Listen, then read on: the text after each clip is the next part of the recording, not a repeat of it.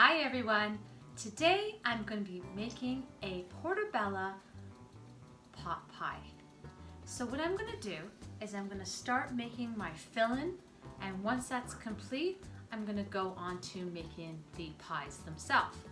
So right now I'm heating up a medium-sized thick pan so that I can start making the portobello mushroom filling. So we're going to start off with some butter.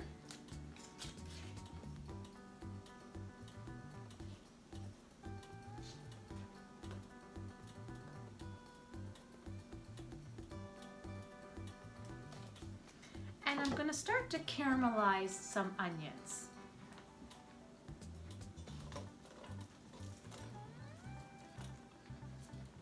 Once the onions are nice and soft, we don't want to overcook them or burn them, so we just want them to be nice and soft. We'll go on to the next ingredients. Now that my onions are nice and soft and it's been cooking in the butter, it's time for me to start putting in my portobello mushrooms. So I've chopped up the portobello mushroom into a fair size piece, and I'm going to start adding those now into the onions. I'm going to let those cook, and then I'm going to be showing you what I'll do next. Now that my portobello mushrooms has been cooking for a few minutes, I'm going to now add some dry rosemary into the ingredients that we have so far.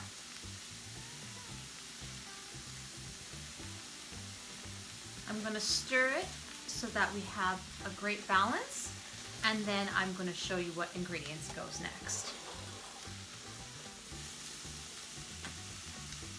My mushrooms have been cooking for a while, and now I'm going to add in some tomato sauce. You can also use tomato paste.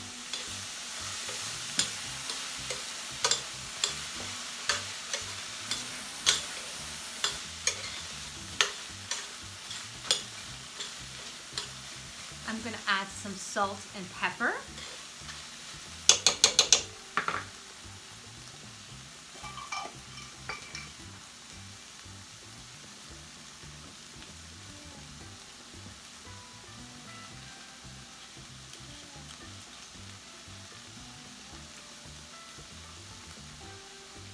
And then I'm going to stir this around once again. Now that the ingredients I put in is nicely mixed and that it's a good cook, I'm going to be adding in some vegetable broth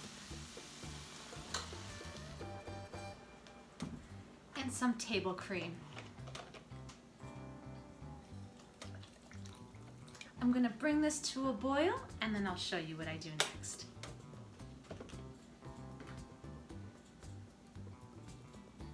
Now that the sauce has come to a boil, I'm going to add some minced garlic. You can also add this at the beginning when you do your onions, but I'm going to put it in now.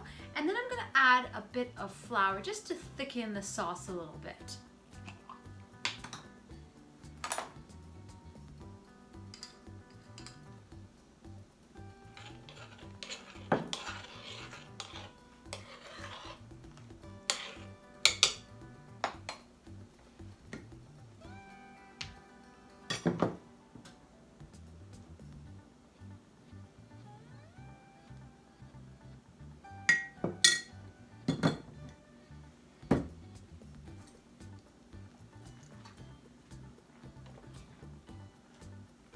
I'm going to let this come to a boil once again, and while I'm waiting for that, I'm going to prepare my pastry dough. I have a pre-made pie dough, so what I'm going to do is I'm just going to make them into individually serving little pies. So I'm just going to prepare it.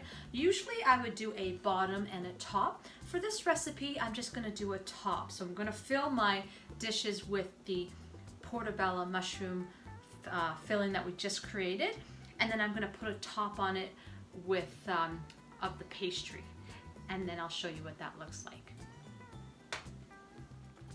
My filling for my portobello pot pies is now nicely cooked, and all of the liquids have boiled and has completed this recipe for the filling.